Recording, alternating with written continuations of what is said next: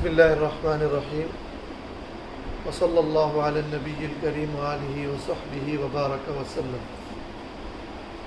اللہ ہی کا لاکھ لاکھ احسان ہے کہ محض اللہ کی توفیق اور اس کے احسان سے لبیک نواز ایسوسی ایشن کے ذمہ داروں نے اجتماعی شادی کا پروگرام اور اس کا منصوبہ طے کیا ہے۔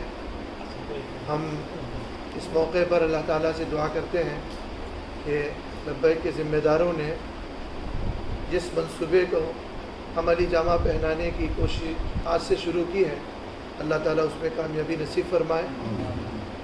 آج ہم عوام کی خدمت میں یہ بات پیش کرنا چاہتے ہیں کہ الحمدللہ ہمارا یہ ادارہ جو لبیک نواز ایسوسی ایشن کے نام سے موسوم ہے، بھٹکل کے قدیم اور پرانا ادارہ ہے۔ تقریباً اس پر 50 سال سے زیادہ عرصہ بیت چکا ہے۔ اس کا پرانا نام نیو لبیک تھا، نیو نواز۔ آج اس کا نام لبیک نواز ایسوسی ایشن ہے۔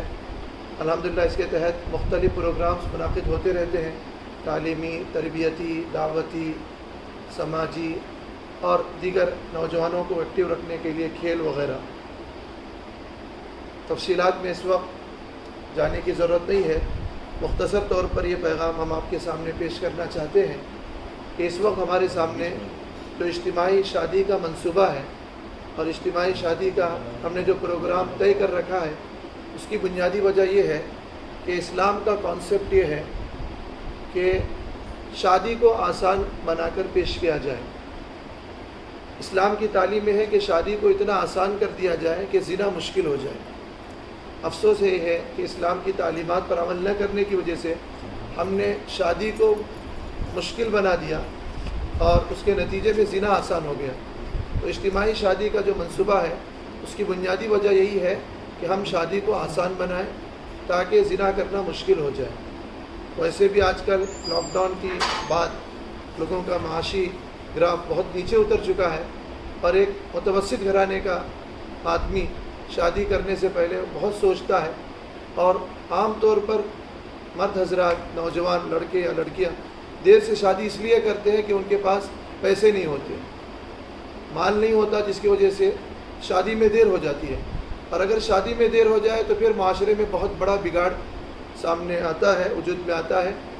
فرمایا گیا ہے کہ اذا اتاکم ممن ترضون دینہ وخلقہ فزوجوہ الا تفعلوہ تکن فتنۃ وفساد فی الارض، کہ اگر ایسے اشخاص، ایسا جوڑا نصیب ہو جائے جن کے دین اور اخلاق سے تم راضی ہو، تو فوراً تم اس کی شادی کرا دو۔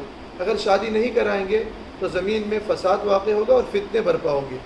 آج جو ہم دیکھ رہے ہیں زنا کی کثرت ہے، اور جس کی وجہ سے معاشرے میں فساد برپا ہے، اس کی بنیادی وجہ یہ ہے کہ ہم شادی کو لیٹ کر رہے ہیں۔ اور شادی کو لیٹ اس لیے کر رہے ہیں کیونکہ شادی کرنا آج کے معاشرے میں آسان نہیں ہے، ان رسوم و رواج کی وجہ سے، جن رسوم و رواج کے ساتھ آج ہم لوگ شادی گھروں میں جن رسوم و رواج کو ہم دیکھ رہے ہیں۔ تو اجتماعی شادی کا جو بنیادی کانسیپٹ ہے وہ یہ ہے کہ شادی کو آسان بنایا جائے، اور کم عمر لوگ، افراد بھی اس کی وجہ سے آسانی سے شادی کر سکتے ہیں۔